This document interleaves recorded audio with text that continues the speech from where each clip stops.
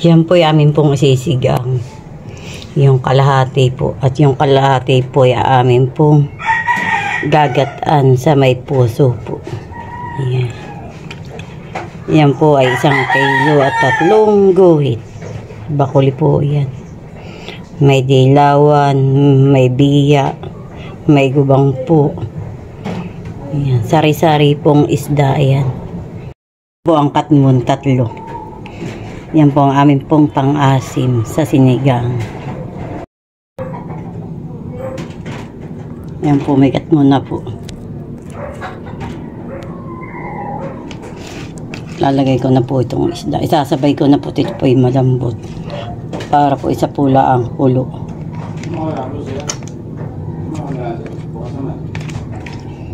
Naliligo yata. Sinamadil at may pasok si Nini. Pakuhain mo na lang.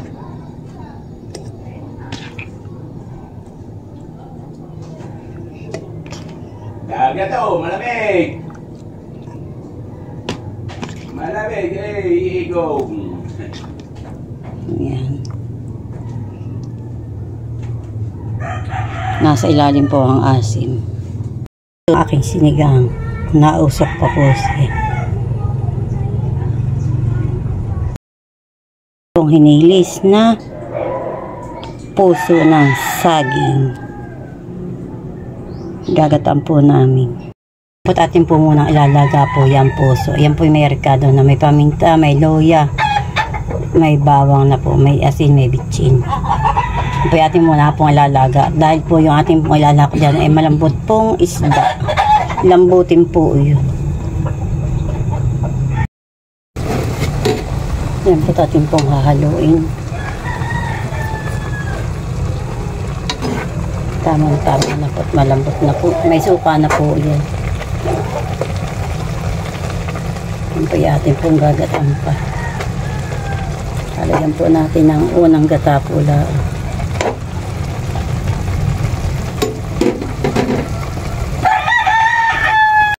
Akin pong ilalagay sa ibabaw.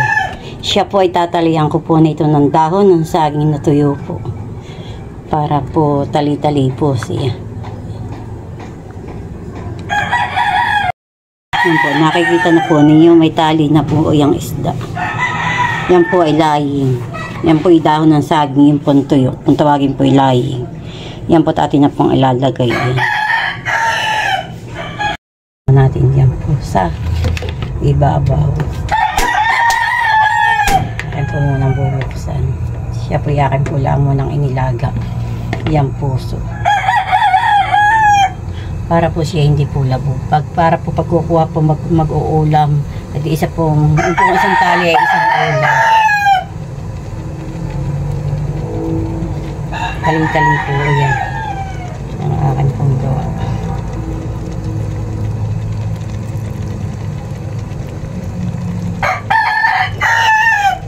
Saka po natin lalagyan ng gata. Ayan, pag maluluto na po yung isda na akin tinali-tali. Na pong gagatain ito. Yan pong aking niyog. Siya ko pong lalagay doon sa ating pong isdang niluluto na may puso. Yan po atin na pong lalagay yung pong gata.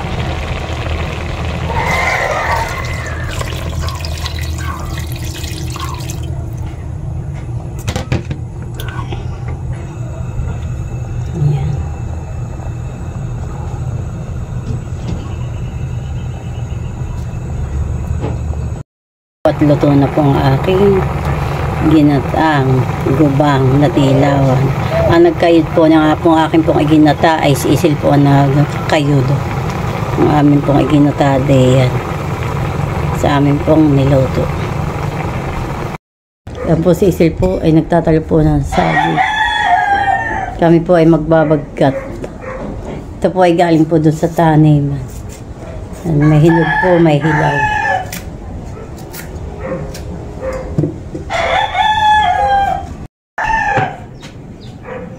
Yan po, at galing po kay Unik po yung nangka. Yan. Thank you po sa sponsor ng nangka. Kami po ay magtuturon. Yung po dalawa ay magbabalot na po. Saka po kami magbabagkat. Ang aming babagkatin. Ito po naman ay kumpo hilaw. Tapos bigyan po aming gagamitin pambagkat.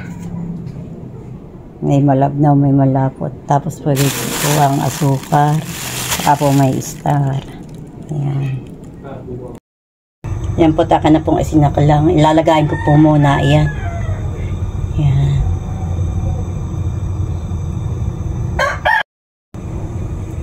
Yan po, lalagyan ko na po ng asukar. 1/4 lang. Hindi ko po lalat po itong kalahati. Gawa po ng may gatas pa po.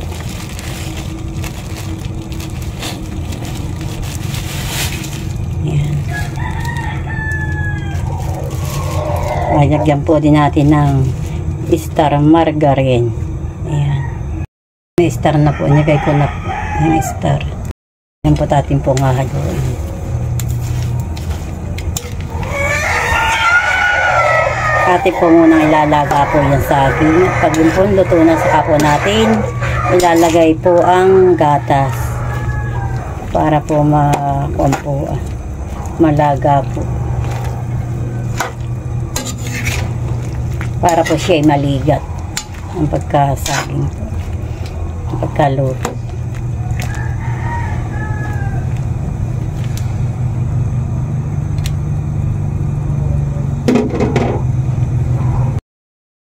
Yan po, akin na pong ilalagay yung gatas.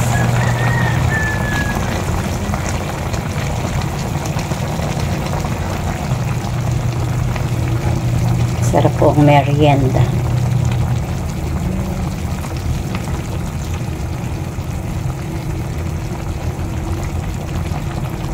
Ilalat ko po itong isang lata.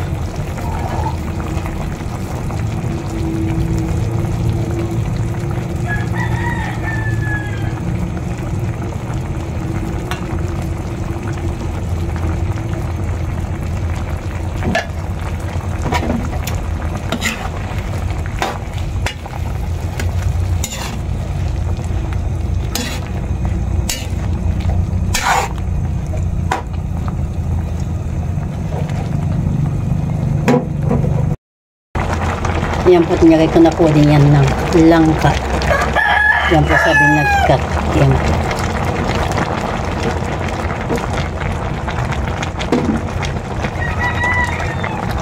May langka pa rin ang aming binag-cut. Mausok po. Yan, may langka na po akin na pong inilagay. Yan po, akin na pong ilalagay po itong gatas pa.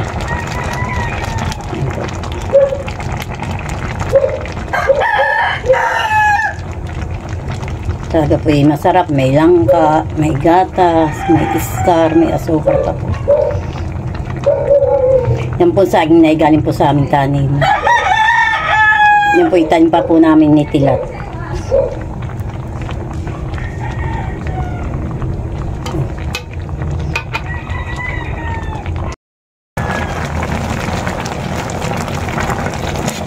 Yan po ay may powder po ding gatas.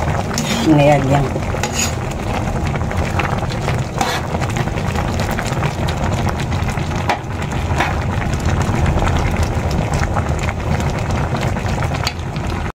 Atin po lang papaigahin ng kaunti pa po at madami-dami pa po ng sabaw.